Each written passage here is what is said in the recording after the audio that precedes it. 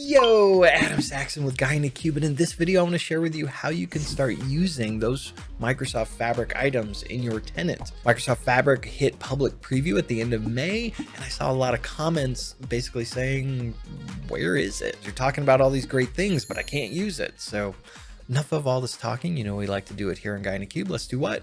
Let's head over to my machine. So you can either go into Power BI, or in this case, I went to fabric.microsoft.com, and it's kind of looking just like Power BI. So I don't see the persona switcher down in the lower left, which was shown in all the videos. I'm not seeing any indication here of Microsoft Fabric. If I go to a workspace, I come in new, I just see the things that I've known about. I go to show all, I just see Power BI. There is a tenant setting to enable Fabric items inside of your tenant, and by default this is turned off. So this was turned off with the launch of the public preview. So you have to be what was referred to as a Power BI administrator that's being renamed to a Microsoft Fabric administrator, and or a global admin for your tenant in order to look at this. And if you're not one of those, go talk to them. So if I go to the gear, I come down to admin portal, you'll see this users can create Fabric items public preview. And if I expand that, you'll see a notice here that says, hey, Microsoft released the public preview. Preview is in the off state by default. If you don't make any changes to the setting, Microsoft will change the state to on after July 1st. That means until July 1st, if you do nothing,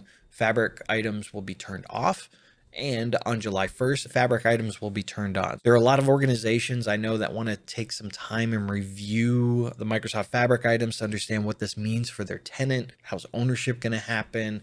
Maybe some security reviews, things of that nature. And so this allows you to disable Microsoft Fabric at the tenant level. If you want this to extend longer than July 1st, you need to make a decision here, and you need to actually set this to off or set it to on if you just want to rock and roll and start using Fabric items. So here what I'm going to do is I'm going to say we're going to actually force this to be disabled. I'm going to hit apply.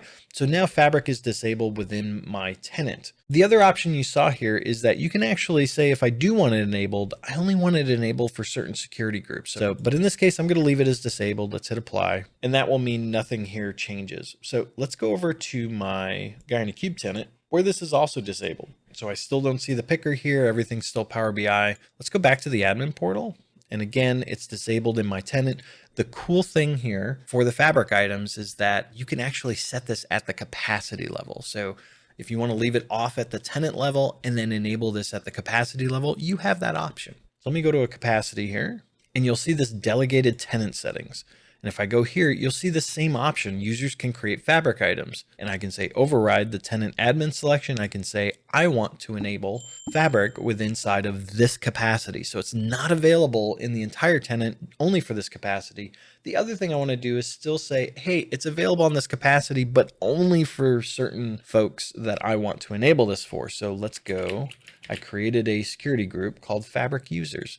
So anyone in that security group can now create Fabric items on this capacity. So that's going to take a little bit. One thing you'll notice here, I'm just going to refresh my browser here, and you'll automatically now see I've got the persona switcher and I can see Fabric. And if I go to a workspace, I come into AdventureWorks. This workspace is on that premium capacity, and I will now see all of these items. However, I'm not in that Fabric user security group. So you will see the Fabric items listed here if you even have access to a workspace that's on a capacity with Fabric enabled. That doesn't mean you can create those Fabric items, but you're going to see it in the UI at least. But if you see here, I'm going to go and say, hey, Lakehouse, I want to create a lakehouse. It says, upgrade to a paid Microsoft Fabric capacity, which is a little confusing because it's on a capacity. But just know that the reason I'm getting this message is because I'm not in that security group that's allowed to create Fabric items. As an admin, you've got some controls here to help enable the usage of Fabric items within your organization as you ramp up education and training. So it's not just turn it on for everyone and hope for the best. Hopefully this allows you to get up and running with Microsoft Fabric. So go forth and create all those amazing Fabric items to enable your organization. If you want to learn more about Microsoft Fabric, check out this playlist I've got up above. So it's going to go through a bunch of different items to get up to speed with Microsoft Fabric. As always, thank you so much for watching. Keep being awesome, and we'll see you in the next video.